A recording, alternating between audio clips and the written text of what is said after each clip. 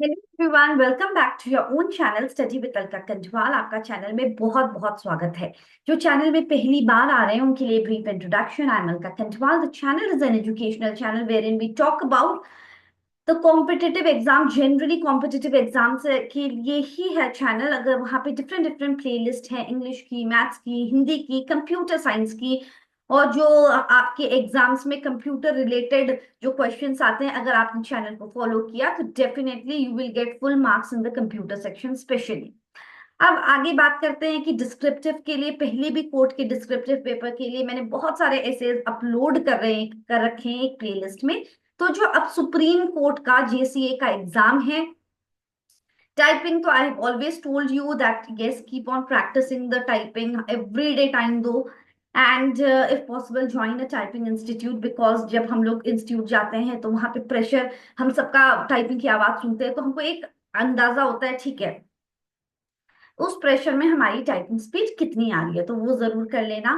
बाकी डिस्क्रिप्टिव जो पेपर है आपका एससीज के लिए, लेटर्स के लिए, चैनल को जरूर लाइक, शेयर और सब्सक्राइब करना बिल्कुल मत भूले, क्योंकि आपका सारा कंटेंट फ्री ऑफ कॉस्ट है।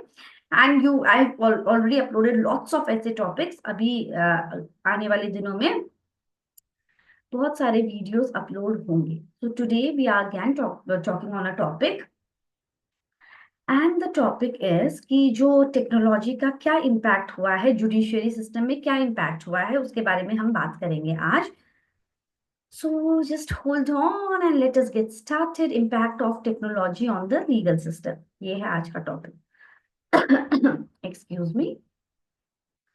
तो यस, मतलब कि अब लीगल सिस्टम जो है हमारा, टेक्नोलॉजी तो सब जगह आ गया है। ऐसे हो गया है कि जहाँ कहीं पे कोर्ट की सुनवाई हो रही है, हम कहीं पे बैठ के उस केस को देख रहे हैं और रिजल्ट जजमेंट्स आ रहे हैं। जिसका केस है वो भी अगर बाई चांस वहां पे नहीं पहुंच पा रहा है किसी भी कारणवश, तो फिर वो अपने घर में बैठे बैठे अपने केस की हेयरिंग को सुन सकता है। तो डेफिनेटली ये एडवांटेज तो है कि you need not travel all the way from your home and then reach there on that particular day. You have that option to your, ये है यूज ऑफ टेक्नोलॉजी। मगर क्या होता है कि जा कहीं कहीं पे तो डिसएडवांटेजेस क्या है कि बहुत सारी जगह में तो वो है ही नहीं, टेक्नोलॉजी का इतना पहुंचा ही नहीं है। कहीं पे स्पीड की दिक्कत है। Again when we talk about technology, तो फिर क्या होता है कि एक तो है कि we are not able to reach there, है ना, मतलब कि जो हमारा, अगर हमारे केस की हेयरिंग हो रही है, बीच में नेटवर्क चला गया, anything of that sort, in the area where the technology is not, मतलब जहाँ पे नेटवर्क इतना अच्छा नहीं रहता है, वो सब इश्यू आ सकते हैं। जब हम लोग ये इसके बारे में बात करते हैं तो बहुत सारे क्राइम्स हो सकते हैं, है ना, तो ये सब चीजें हैं। So now let us see what all we can right. Technology has become an important part in our daily life and is changing the way many system work. पहले जैसे काम नहीं होता था, अब हम लोग यहाँ पे घर में बैठे बैठे बैंकिंग का काम कर दे रहे हैं, हम इन्वेस्ट कर पा रहे हैं, हमको कहीं जाने की जरूरत ही नहीं है। बहुत सारा पेपर वर्क, ये भी एक इम्पोर्टेंट चीज है कि पेपर वर्क और डिजिटल सिग्नेचर हो जा रहे हैं, सब कुछ हो रहा है। तो हमारा पेपर वर्क भी हमारा जो ecological के लिए भी it is very good, right?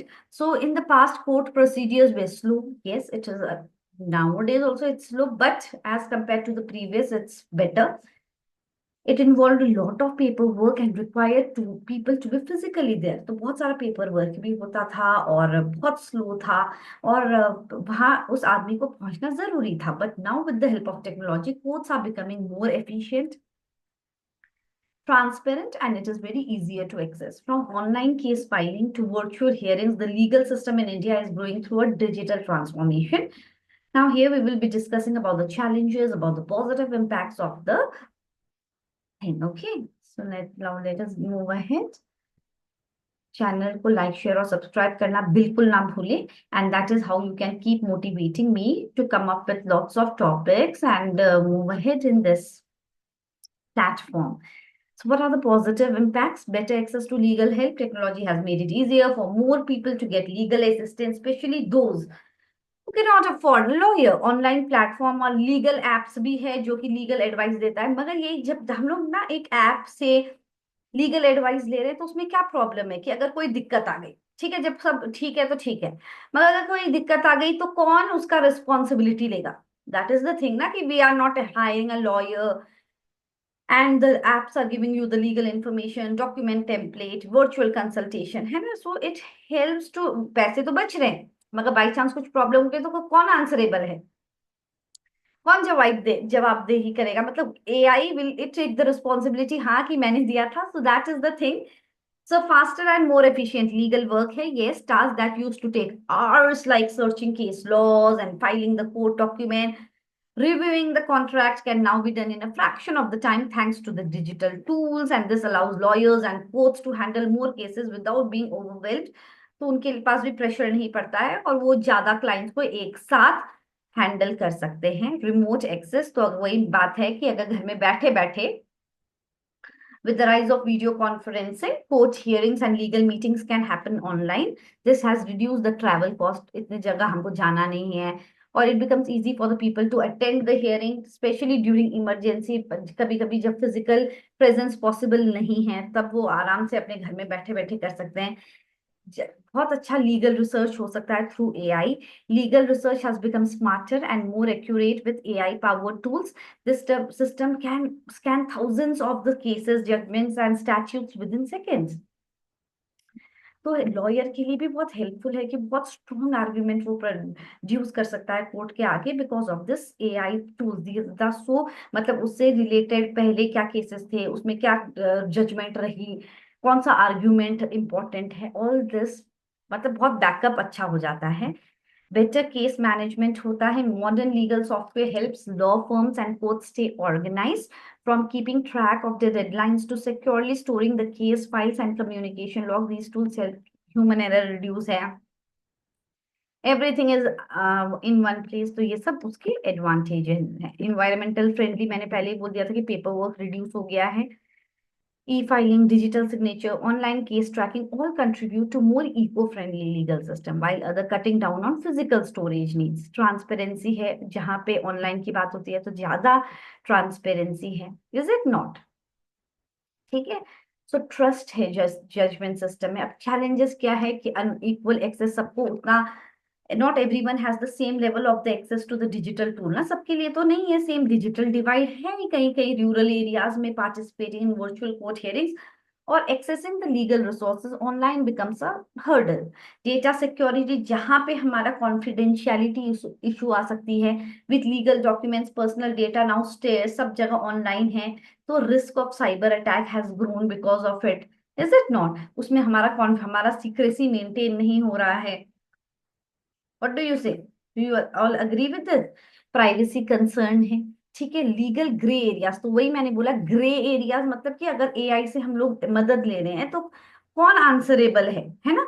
कि technology often often evolves faster than the laws can keep us. As a result, there's still a lot of uncertainty around what's legally acceptable when it comes to using tools like AI for legal advice or relying on smart contract. The lack of updated legal framework can cause confusion for professionals and clients alike. So that can lead to a confusion thing. ये हो सकता है कि नहीं. Over dependence on technology हो ही रही है. While automation speed the things, speed up तो हो रही है चीजें, मगर मशीन्स में बहुत ज्यादा रिलाई करना भी ठीक नहीं है. Algorithm can miss the human judgement. जो इम्पैथी होती है, एक फीलिंग्स होती है, एक एथिकल रीजनिंग होती है जो एक आदमी कर सकता है ना. तो उसमें कहीं ना कहीं प्रॉब्लम हो सकती है. Is it not?